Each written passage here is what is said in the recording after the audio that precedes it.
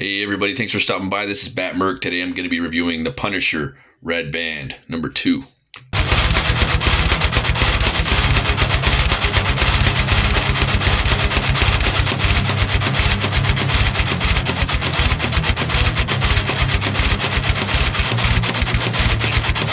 So we got Punisher Red Band number 2. We just reviewed Punisher Marvel Knights by Palmiotti and Panosian. That one was stellar.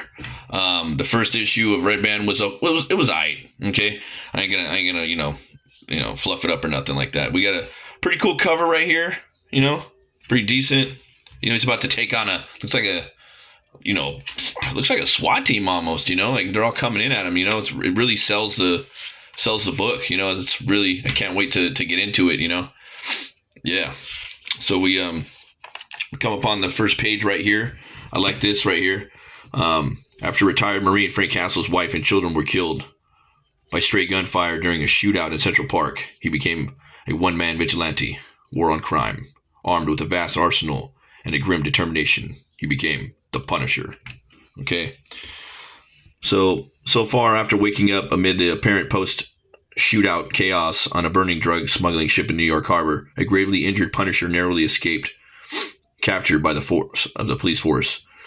Not remembering who he is or how he got there, Frank commandeered the aid of a passerby, patching his wounds in her bathroom. Meanwhile, Detective Pluto of the NYPD Blue is investigating the massacre on the ship, fearful that Tombstone will retaliate against this attack on his interests. Indeed, a newly righteous Kingpin is all too aware of Tombstone's wrath and, having apparently deployed the Punisher in the first place, has just activated him again. So this is where we're at right now. We got the Punisher.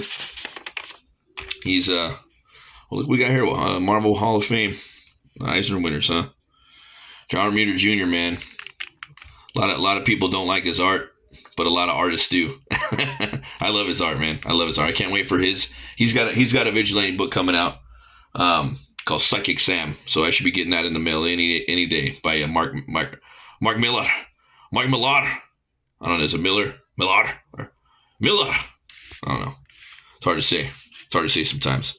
I do like the design or the outfit in here though. They're keeping it old school with the black and white. It kind of doesn't feel realistic, but again, I like it. I like the design of Frank in here. Like he's kind of Marvish. Really, he's built like a tank in here. This is probably one of my favorite panels in the book. Yes. Hello, this is an emergency. Or no, it's a girl. This is an emergency. I have a strange man in my house. I was trying to help him, you see. I found him near the shore. Shot, near drowned.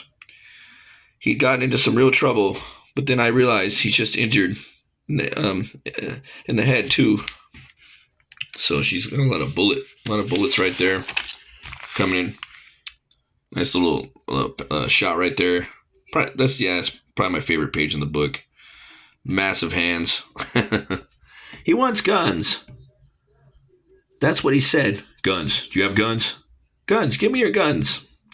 My husband he's passed, but he was a hunter. He go up to the Catskills. Oh, I'm worried sick about what's going to happen. I'm worried sick about what's going to happen, what this man's going to do. Then you got the stat panel right here, which is cool. I'm not gonna hate on the stat paneling. That's one thing that I if I could bitch about this book is some of the art just looks a little too kind of tracer, kind of 3D model traced. There's a lot of that going on. It's got that clean look, a little too clean for me. I like it a little more dirty, and I like to see when artists fuck up. I like to see all their little mistakes. That's what makes their style. Again, that's why I like the Panosian run. He what he's doing right now, it's just all hand drawn, very cartoonish.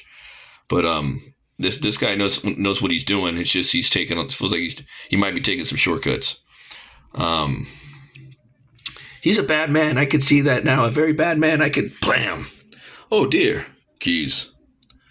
And in the car. I keep them in the car. You don't have much time, Frank.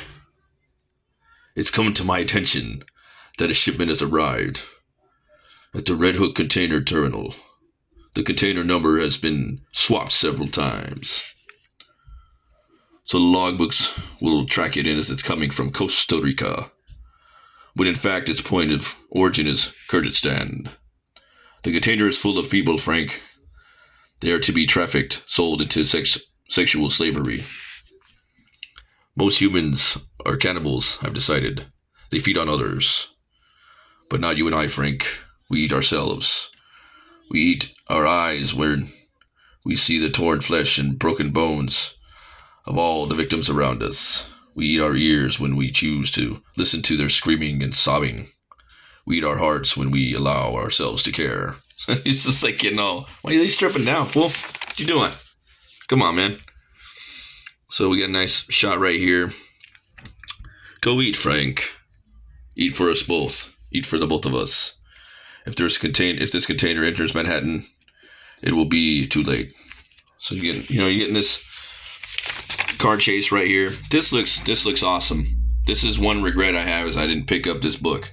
Just on the art alone, that Nick Klein, he's killing it. So I might have to put this on my pull. I think this guy, yeah, he's him and Panosian. Yeah, probably my two favorites right now that are over in the big two. Yeah. But yeah, and Robert De La Torre, man, that guy's killing it. Also Kyle Hotz, but he does just mostly covers. Then you got this scene right here of Kingpin just whipping himself, I guess this kind of goes into the red band. When you buy it, it comes in this appropriate audience's bag. I don't know. So he's whipping himself. We're in this together. Swap. You and me. Swap, swap, swap. An unlikely alliance. The White King and his Black Knight. Swag. Hopefully, Kingpin is, he's fighting these sex traffickers. That's what it sounds like, right? He wants them to go and basically stop the sex traffickers. Hopefully. See here, nothing matters except the target. His vision has narrowed down to a scope's focus. And the Hugh L. Carey tunnel might as well be the rifle's barrel he's hurling down. Kingpin is inside of him, like a finger curled around the trigger. Frank doesn't have to think. He only has to do. And what he does is punish. Blam. So you get a lot of that. He's blowing up the truck. The fire of the fuel tank will shut down the entrance of the tunnel, so he can work without interference and avoid civilian casualties. A lot of ads in here. I wish they put all the ads at the back, because no one gives a fuck anyway. You might as well just put them in the back. Then you have you have Grace Jones here, and they're investigating the case right here. Looking for DNA, whatnot. Still going after the guy. Still a long chase sequence. Doing his Terminator 2 with the gun, just with his rifle. Blowing out the tires. Yeah, just kind of a long. I kind of feel like they milked out this chasing, which I feel like it was a little too long, personally. Just like in the first issue, there wasn't enough action. Like I was comparing the other Panosian book with this one, the first issue. They both took place on the docks. The Panosian and Palmiotti issue had a ton of action, like fight sequences, fight choreography. Like they had a fucking they had an obituary in the back. It just, I don't know, man. It just feels very punk rock, like really fucking more artistic and dirty and gritty. And this one just kind of by the numbers. I do like this though. Please, about the, yeah. The Punisher is dead and gone. Blam, blam, blam.